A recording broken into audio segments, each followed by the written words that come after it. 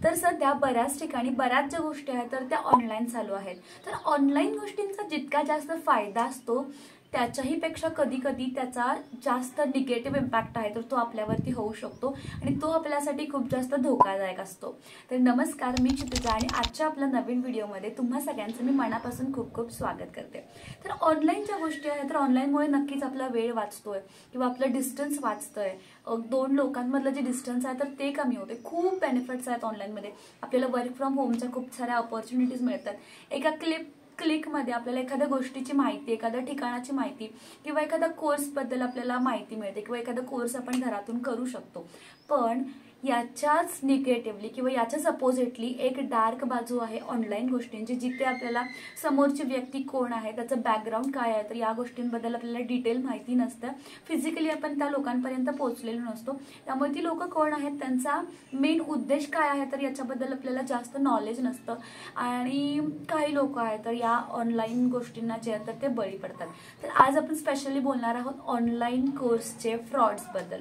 तर मी जेव्हापासून कोर्सेस घ्यायला चालू केलेत आणि जेव्हापासून मला इन्क्वायरीज येतात, यूट्यूबवरून इन्क्वायरीज येतात आपला व्हिडिओ व्हायरल झाल्यापासून, तर बरेच लोक आहेत तर आपला चॅनल स्क्रोल करतात।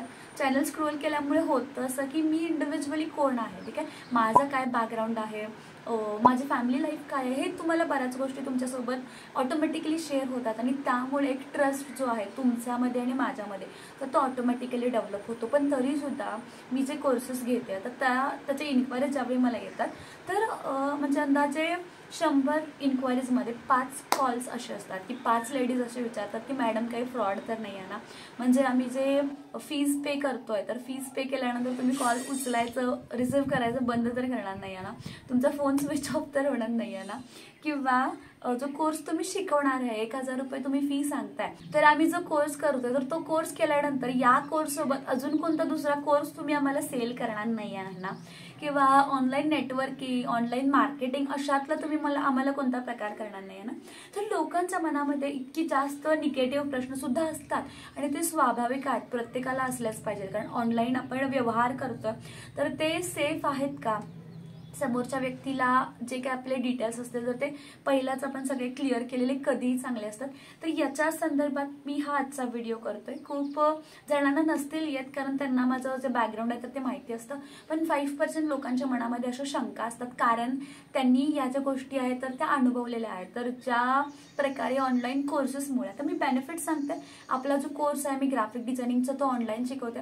तर ऑनलाईन शिकवते याच्यामुळे होतंय कसं की तुम्ही घरातूनच जे आहे तर हे कोर्स करू शकता किंवा व्हिडिओ नोट्स तुम्हाला मिळतात। कधी कधी लेक्चर जरी चुकला तरी तुम्हाला मी व्हिडिओ शेअर करते तर ते तुम्ही अटेंड करू शकता। व्हॉट्सॲपवरती तुम्ही मला सिम्पली एखादा स्क्रीनशॉट पाठवला, त्याचा जो काही डाऊट असेल, त्याचा एक व्हॉइस मेसेज पाठवला तर तो जो डाऊट असेल तर तो मी तुमचा लगेचच सॉल्व्ह करू शकते। पण फिजिकली इतक्या सगळ्या लोकांना माझ्यापर्यंत पोहोचणं पॉसिबल नव्हतं किंवा मला इतक्या सगळ्या लोकांपर्यंत पोहोचणं पॉसिबल नव्हतं, तर हा माझ्यासाठी एक बेनिफिट आहे ऑनलाईनचा। पण याचाच काही निगेटिव्ह लोक जे आहेत, म्हणजे जिथं खूप चांगल्या गोष्टी असतात तिथंच खूप वाईट गोष्टी सुद्धा घडतात। तर निगेटिव्ह लोक जे आहेत तर या गोष्टीचा फायदा करतात, कारण खूप साऱ्या महिला वर्गांना ते टार्गेट करतात। मी बरेच व्हिडिओज बघितलेले आहेत लाईव्हमध्ये की लोक जे आहेत तर ते लेडीजना टार्गेट करून त्यांच्या बँक अकाउंटमधले पैसे घेतात। इथपर्यंत लोकांचा फ्रॉड जो आहे तर तो चालू आहे। मी परवाच एका व्हिडिओमध्ये बघितलं होतं की एक त्यांना कॉल आला त्या लेडीजना की असे चुकून माझ्याकडून तुम्हाला 10,000 रुपये पाठवले गेलेत आणि ते जे ते मला परत पाठवा। तर फ्रॉड, खोटे मेसेजेस सुद्धा SMS करतात लोक। तर इतका फ्रॉड आणि इतका निगेटिव्हिटी आता ऑनलाईन वर्ल्डमध्ये सुद्धा पसरलेली आहे। सोबतच असे सुद्धा काही लेक्चर्स होत आहेत की जे 1000 मध्ये तुम्हाला इनिशियल स्टेजला देतात, पण नंतर तुम्ही ज्यावेळी ॲक्च्युअलमध्ये जाताय तर तिथे तुम्हाला हिडन चार्जेस असतात किंवा काही ॲडिशनल चार्जेस असतात तर ते तुम्हाला पे करायला सांगतात। तर ॲडिशनल चार्जेस घेणं चुकीचं नाही आहे, तर ते तुम्हाला पहिलाच क्लिअर करणं खूप महत्त्वाचं आहे की आपला बेसिक कोर्स इतक्या रुपीजचा आहे किंवा आपला ॲडव्हान्स लेवलचा जो कोर्स आहे तर तो इतक्या रुपीजचा असणार आहे। हे तुम्हाला इनिशियल स्टेजला ज्यावेळी तुम्ही ॲडमिशन करताय तर त्यावेळी क्लिअर करणं खूप जास्त महत्त्वाचं आहे। तर या ठिकाणी सुद्धा लेडीजचा खूप जास्त फसवणूक होते, तर नक्कीच इथे सुद्धा लक्ष दिलं गेलं पाहिजे। तर नक्कीच तुम्ही जर इतर कोणत्या कोर्सेससाठी अप्लाय करताय, कुठलेही ऑनलाईन कोर्सेस तुम्ही घेताय तर त्या कोर्सेसबद्दल जी माहिती तुम्ही घेताय तर ती सगळ्यात सगळ्यात पहिला सुरुवातीला जे काही त्यांचे सेल्स एक्झिक्युटिव्ह असतील तर ते तुम्हाला त्या कोर्सची पूर्ण माहिती सांगतील. तर ती कंप्लीट माहिती तुम्ही विचारून त्या अकॉर्डिंगली त्यांच्याकडे जे काही डॉक्युमेंटेशन असेल तर ते तुम्ही त्यांच्याकडून मागून घेणं खूप जास्त महत्त्वाचं असतं. आणि राहिला प्रश्न आपल्या कोर्सचा, तर नक्कीच माझे जे स्टुडंट्स आहेत, आता ही माझी 19 जूनला जी दुपारची 1:30ची बॅच आहे तर ती 15th बॅच माझी चालू होणार आहे. आणि दुपारी 3ची बॅच आहे तर ती 16th बॅच आहे. तर 15-16 बॅचचा जो काही माझा एक्सपिरियन्स आहे आणि जे काही मी तुमच्यासोबत शेअर करते तर नक्कीच यामागे माझी जी भावना आहे तर ती सिंपल आहे.